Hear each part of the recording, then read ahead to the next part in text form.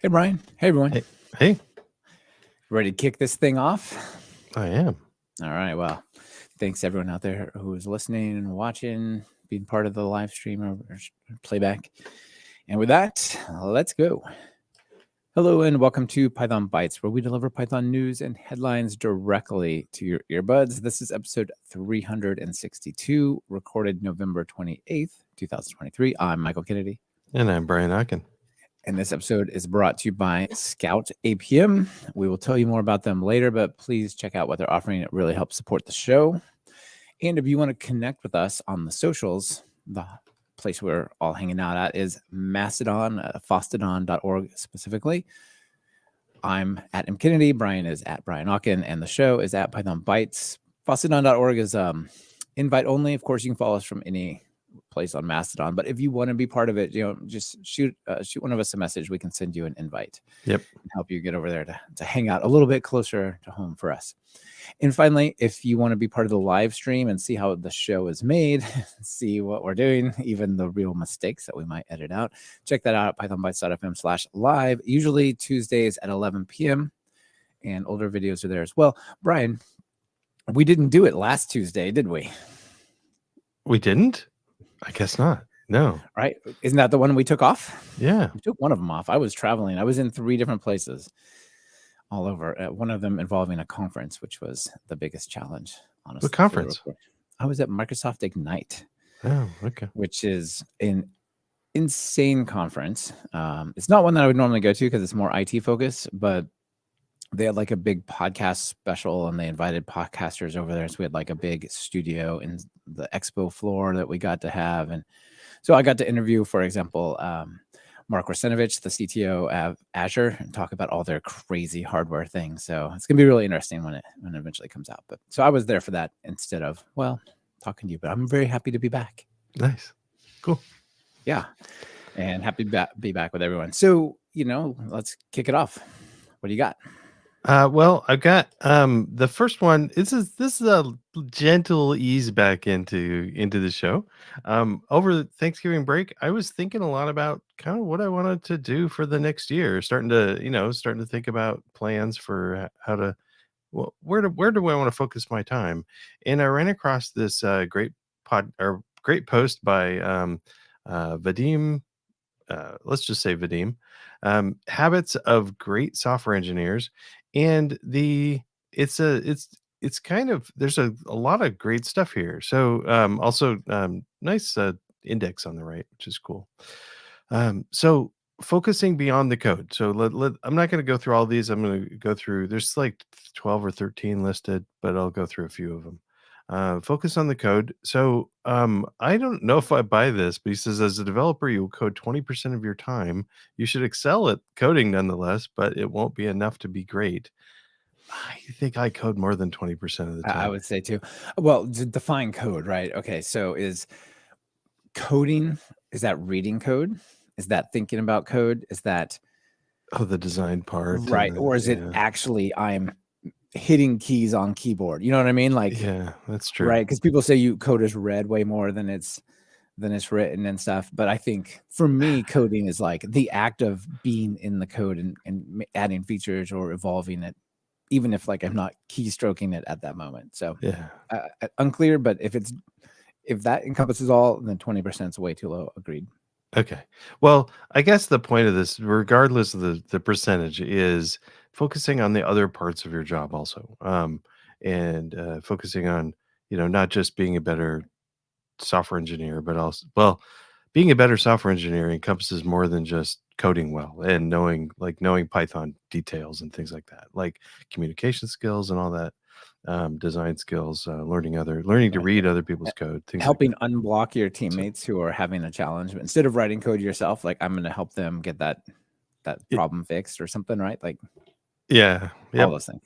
Well, and okay, so number 2 was efficiency and anti-fragility. I'm not really a fan of the anti-fragile word. I don't even really know what it means, but I guess I think it originally comes from Nassim Taleb and that whole philosophy, although I haven't read a whole lot of that either. Okay.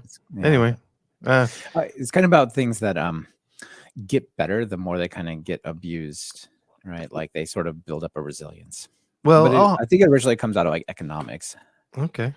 Well, the next one is one I really agree with. Is the joy number 3 is the joy of tinkering. Build projects, try out frameworks, build stuff on the side. Keeps the spark alive. And this is one I couldn't agree more. It doesn't. Um, I for a while I was often thinking about like what could I build that I could actually release or that I'd be proud of. That's great. You could try to at least do a side project that tries to make money or something. But if you just want to try out Fast API, for instance, just build Mhm. something with Fast API. Just come up with a toy project and build it and learn it. And it's fun. Even if you never apply it to other stuff. I've had so many times in my career where I've had something that I tinkered with just as a toy that suddenly like I could use. I'm like, oh yeah, I've built wikis before and stuff like that. I can go ahead and do that for a project, or I've done a Flask app on the side. So if I need a Flask app at work, it's going to be pretty easy. Things like that. Playing with toy projects. I say put that on top of your list for 2024. More toy projects. I'll go through the rest of these pretty quick. Number 4 is knowing the why. Number 5, thinking in systems. Number 6, tech detox. Recharging away for the monitor. This makes you a better programmer. Couldn't agree more. Uh, the art of approximation. I don't really know what this is about. I didn't read this part. Knowing important tech numbers. I Anyway, will. I actually I want to cover that as one of our items okay. in the future. There's a couple of posts or charts or whatever that somebody put up that I think would be really interesting. So this is like, what is the relative speed of L2 cache versus RAM versus disk? What is the cost of like a CPU core or a database operation on the cloud, et cetera, et cetera. But I don't like some of the numbers there. I think they're way skewed. So I want to come up with my own table and then put them both forward. So that's why I haven't covered it yet. But that's what this is about, I think. Okay. Well, what's funny is that like the teaser at the beginning of this post says there's only 8, but there's more if you read it. But there's a table of contents on the right, so you can just look at the table of contents. The one that I really the last one I think is the most important for me is strong opinions loosely held. And for me, this means um, that I'm gonna have a default approach to test for a lot of problems and a default way to do things. It just speeds things up. It's like if I don't care about it, just do it quickly. You've got an opinion how things are done.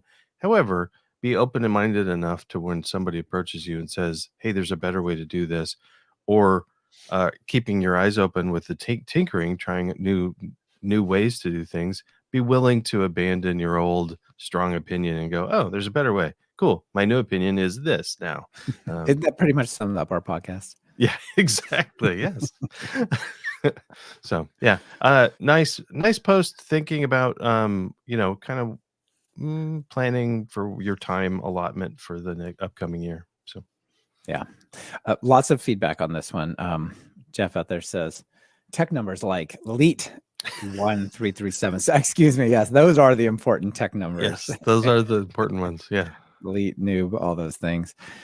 And then Grant, following up on the anti-fragile, says this number 2 speaks more to reactive principles that came about with the cloud. It could be summed up as build with the expectation that your K8's pods can be nuked mid-task at any point. Yeah, exactly. That you might just use one VM, but it could die. But if you like know that it's always getting abused, you would build like failover and those types of things into it, making it hence less fragile. Right? I think that's kind of that principle there. Yeah. Okay. But also, if it's a side project, if it's down once in a while, this is fine. yeah. This is not a side project. Yeah. Although Right. maybe a habit of great software engineers. I don't know. I wonder how many blogs run on Kubernetes. I don't know what the answer is, but I bet too many. The answer is too many. Too many. Too many run on Kubernetes. Okay. What do you got for us? All right, I got 8 9s uptime on my blog. Okay. Although we probably do, Brian, because ours runs on a CDN as a static file. Okay. That's pretty good uptime, right? Yeah. Then the database doesn't need to be migrated for that business, does it? All right, moving on. We've covered this enough. Let's talk about a new version of Flask. So Flask obviously is a super important web framework. Like everyone has heard of Flask. It's kind of one of the two main pillars that I would think of, like the old guard pillars, right? There's Flask and Django, and it's the debate for so many years has been like, do you use Flask or do you use Django? What kind of web developer are you? Well, Flask 3.0 was released just a little while ago. What's that, 3 weeks ago, something like that. There's also a 3.01 that is apparently unreleased, but has like very, very minor changes.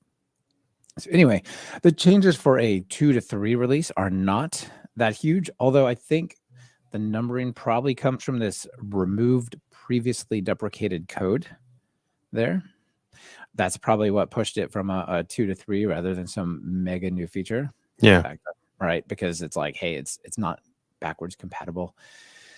Miguel Grinberg actually wrote a interesting but controversial piece on that. I'm not going to link to it, but y'all can check that out. I just want to cover the release here. But a lot of this, actually, this first line, there's a lot of discussion about it, let's say. Be neutral there. So some of the things that are interesting here, though, Brian, are not so much interesting because they're Flask. They're just like, wait, what? You can do that?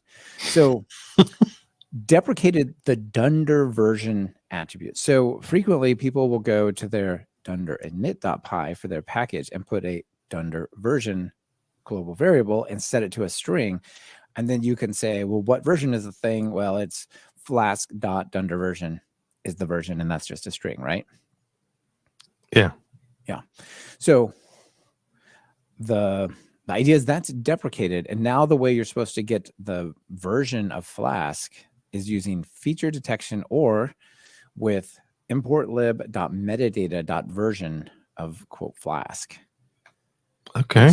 Which I had not, I'm like, okay, so cool that might work, but how in the world do you make it possible for a package that comes out of it? If I wrote a package and I wanted to say dot version of my package in import lib, how do I put a number in there that makes it the version, right? So do I have it here? Yeah, basically you have to go, if you use a pyproject.toml, at least one way is, and you just set the metadata category, set the version to something, and that's that. Yeah. Okay. Yeah. Pretty cool. And so that's where that value comes from when you say import lib.metadata.version. Pretty cool. But what's more interesting is deprecated a global variable. How do you deprecate a global variable? I know how to deprecate a method, a class, but a variable?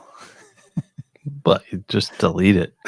No, that's removing it. You wanted to give a warning when you access the variable. Okay. And the variable's value is a string. Like, okay, what? So I'm like, I got to see it. So I went and I tracked down the change log. I checked down the PR that made this happen. I'm like, I got to see the code. What is this? So it says a deprecated dunder version. And here you can see somewhere, you can just see they literally, like you said, they deleted the dunder version variable, but they added a function to the module called dunder get adder. For some reason, I thought that only applied to classes, but no, apparently modules. And given that it comes in and it asks for the version, it says no. There's a warning, and then it calls the import lib.version thing on itself. Interesting, huh? Yeah, actually, so this is a handy thing to keep around. Yes, exactly. If you're asking for dunder version, it warns and then it does the new thing. Otherwise, it just says, no, we don't have one of them. But yeah, that's wild, right? Yeah. Huh. I love how dynamic Python is. Yeah, it's nuts. It was a global variable. Now it's a function. Now it's a function call to a dunder get adder method on the module. Wild. Huh. Yeah. I think I'm going to replace all of my global function declarations as get adder. Exactly. I'm just going to write the whole function is just a bunch of dispatch to get adder. It's going to be awesome. Yeah. Restructured the code such that the Flask app and Blueprint classes have sans IO bases. I don't know what sans IO bases are, but that moves things like a request and response over to wrapper sections and out of the app itself, things like that. Requires a new version of Verkzoig, and that's pretty much it. So interesting. So it's interesting that 3.0 is out. Way to go, Palettes team. But it's this deprecate version attribute. This is interesting to me. Yeah. And so the meta, I haven't played with it, but that import lib metadata version, you showed it working with like a static version metadata, but it probably works with dynamic versions in PyProject Toml based projects also. Yes, But probably. yeah, It's just my lack of experience with that kind of stuff to talk about it. So no, interesting, cool. All right. You know what else is cool? Our sponsor this week. Let me take a moment and tell everyone about them. Once I find where I put my notes. Okay. So this episode, as a couple of recent ones, have been brought to you by Scout APM, Application Performance Monitoring. Definitely a cool service. There's a lot of profiling and stuff you can do, Brian, and it's great to run your code in the profiler. There's a bit of a Heisenberg type of thing. As you observe it, it changes the behavior of the performance, but you still get a sense. But it's nothing like my app is running in production. Let's see how it did during Black Friday. Oh, this was the part that was slow. We could save a ton of money, run fewer servers or Kubernetes pods or whatever it is you're doing. If we change it this way, right? So having that data is awesome. So if you're tired of spending hours trying to find the root cause of issues impacting your performance, then you need to check out Scout APM. It's a leading Python application performance monitoring tool that helps you identify and solve performance abnormalities faster and easier. It ties bottlenecks such as memory leaks, slow database queries, and background jobs, and of course the dreaded N+1 ORM query problem and more directly to source code so that you can spend less time debugging and more time building. I don't know where that fits in the 20% of your code example, but I think this kind of stuff counts too. You'll love Scout because it's built for developers by developers. Makes it easy to get set up and deliver insights in less than 4 minutes. Seriously, you could be done by the time you're done listening to this episode or live stream. So start your free trial and get instant insights today. Visit pythonbytes.fm/scout. Please use our link because it really does support the show, right? If they don't know you're coming from us, then they might not sponsor us anymore. So please, pythonbytes.fm/scout to check it out. Thank you to Scout APM for supporting Python Bytes. Off to you, Brian. What's next? Well, next we've got something fun. On Real Python, there's a post build Conway's Game of Life with Python from Leodanos Ramos. And I just couldn't resist because I think I have a feeling that maybe there's some new, younger software folks that maybe aren't familiar with Game of Life. Maybe You've got to lived a while to know about the Game of Life. Well, I hope everybody knows about it, but it's kind of fun. And so this is just a fairly good walkthrough of if you were going to build Game of Life. And it's one of the cool things about it is building on the command line. It's using argparse, but also curses. And you've got a curses version in the terminal of Game of Life. And how cool is that? It's just pretty fun. Looking through, I've seen some rather awful implementations of Game of Life over the years. Like a little bit of Perl golf going on sometimes, but this one looks pretty good. It walks through setting up an entire project using PyProject.toml, which is great, and then talking about the different splitting up the implementation into like a grid in one module, the patterns in another. Different views, and then the CLI in another. The split up looks good for modularizing the application, and kind of if you're a lot of times people want to play build games or something, and this is kind of a game that you don't actually have to play; it just plays itself. So it's I just wanted to highlight it. It's just a fun walkthrough of implementing Game of Life. So yeah, that's you already talked about these little projects in your first thing, right? Here's a cool little project that you can play around with, and I think games are a good way to get into coding. Not Doom Half-Life, whatever. I've been playing a ton of Small Lands, by the way. Also, not a good way to get into programming. It seems like something that would take forever, but Well, Small Lands is awesome. However, I think this is like little games. They're easy. You don't have to have a huge amount of domain knowledge. You don't have to know about like databases and connection strings and like how do I embed the password and how do I make it run, all that. Like just have fun. yeah, and so one of the fun things about this is the hiding of so it has like a life grid. So one of this project, almost all of the project is going to be transferable to other stuff, except for the curses part. Like I'm probably not going to write a whole bunch of curses applications. But that's the same thing with like a lot of games. Unless you become a game developer, a lot of the game development, it's using some sort of user interface stuff that you're probably not going to use for a lot of projects unless you go into writing more games, which is great. But having that isolated off to one little part was actually it's pretty kind of nice to be able to set that. Anyway, good It's really cool. implementation.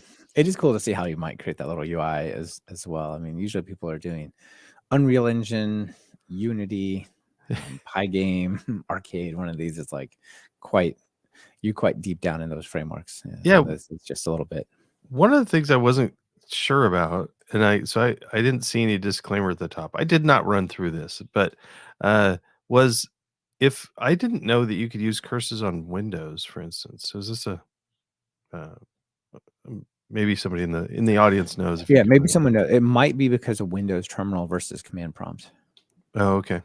Yeah, possibly. Okay. But that's a guess. Zero knowledge. All right, enough of this fun, Brian. Let's get down to business. Okay. Polars business, that is. This comes from Marco Gorelli. And this is just a simple plugin for Polars. Now, if you don't know Polars is like pandas with two major differences. It has a lazy fluent API. So you can kind of chain commands together and it doesn't actually execute until you kind of work through them, kind of like generators and those sorts of things. And it's written in Rust to be super, super fast. So this is a plugin for Polars. And the idea is it lets you answer questions like, how many business days between now and then? So if like my payment system says you get paid net 30, well, or you get paid after 10 business days, but one of those days is the 4th of July, and then there's the weekend, and then there's like how many days, Wow. Calendar math is already gnarly. If you want to like throw in skipping weekends, skipping holidays, even worse, right? So super simple. This thing, the extension itself is written in Rust, so it's kind of compatible with Polars. I believe Polars has actually a Rust API as well as a Python API, so maybe this is available there. I have zero information about that. All you do is you can even define your own holidays and weekends, like every Wednesday I'm taking it off, whatever. So the way it works is you just go import Polars and then Polars business. Somewhere down here, you can go to grab a column, say offset by, and just say 5 BD, and it'll skip by, it'll go through all the columns, figure out what their dates are, and using vector math, convert those to 5 days ahead by however they offset, like each one individually. That's pretty awesome, right? Yeah. Fun. I don't know how that works. That sounds complicated. But yeah, so you can put in like, what are your weekend days? What are your others? Obviously Saturday and Sunday is pretty standard, but like we have restaurants around here that are closed on Sunday and Monday. They're open on Friday and Saturday. So if you're trying to like do business math around like that kind of schedule, like you could just say Sunday, Monday for your weekend and you're good to go. Nice. Yeah. Well, like one of the things I was thinking about was like education wise, schools often have like tons of there's so much time off. Yeah, like in like teacher non-work days, which or whatever. It's the teachers are still working. It's just the students aren't working. They should call it student non-work days. But, they should. Anyway. Yeah, like my daughter is like, oh, I don't have school this week. I don't have school this week. Why? Like, oh, it's parent-teacher conference. Like, oh, My Okay. yeah, my daughter even they call it her friends call it like no school November. Yes, exactly. Exactly. Anyway, Anyway. All right. stuff. So that would be good for that, or lots of other businesses have wacky holidays. So So people can check this out. It's easy to understand, easy to adopt if it's relevant to you, but it seems pretty cool. yeah, All right, Brian, how extra do you feel today? I just have one extra, and that is last week you get what I got convinced that to do a Black Friday sale for the complete PyTest course, and it is one word Black Friday, all caps, just that, and you get 50% off the course. So check it out. And over the break I did a whole bunch on it. So I've up to what chapter 13. Oh, chapter 13 was great. I wanted to talk about that a little bit. Chapter 13 was on debugging. And instead of just like artificially adding errors to the code, I decided to do a like a test-driven development little thing of writing a couple tests first, doing the implementation and resisting the urge to refactor during the implementation. And then once everything was green, going back and doing a refactoring, and kind of made and then explored. Well, I enjoyed learning this anyway, so it's exploring, testing, or debugging using PyTest plus PDB for the Python debugger. One of the cool things about learning PDB is you can use it with talks, so you can debug an individual environment if maybe your code's only failing on 3.8 or 3.9 or something. So anyway, Yeah, nice. that's still up, and that's my extra. So, how about you? Pretty cool. Yeah, congrats on getting chapter 13 up, and I think debugging 13. I think stuff could go. That's perfect. As long as you didn't release the chapter on Friday the 13th, everything will be fine. Right. I got a few things. First, there was like a really heartfelt message from Kenneth Wright that he posted on X Twitter. And so I thought maybe I'd just read that because it's, just kind of remind everyone of, how kind of nice the community is and why we all like to be here. You up for that, Brian? Yeah. All right. Kenneth, who's done things like requests and many other projects, says, "Dear Python community, I hope this letter finds you well and thriving in your various endeavors with Python. My name is Kenneth Wright. I've been part of this vibrant community for quite some time, contributing to projects like Requests, pip, env, and among others. Today, I write to you not just as a fellow Python enthusiast, but as someone who, like many of you, have faced moments of uncertainty and fear in my journey with programming. It's a path that, while rewarding, is often fraught with challenges and moments of self-doubt. I'm reaching out to share these feelings because I believe in the power of our community to support and uplift each other. In recent times, I found myself grappling with the sense of fear of not living up to expectations, fear of the unknown in our ever-evolving field, and perhaps fear of not being able to contribute as significantly as I have in the past. These are feelings I'm sure many can relate to. But in these times of vulnerability, that I'm reminded of the strength and compassion of the Python community, that we're a group that not only shares a love for programming, but also cares for the well-being of its members.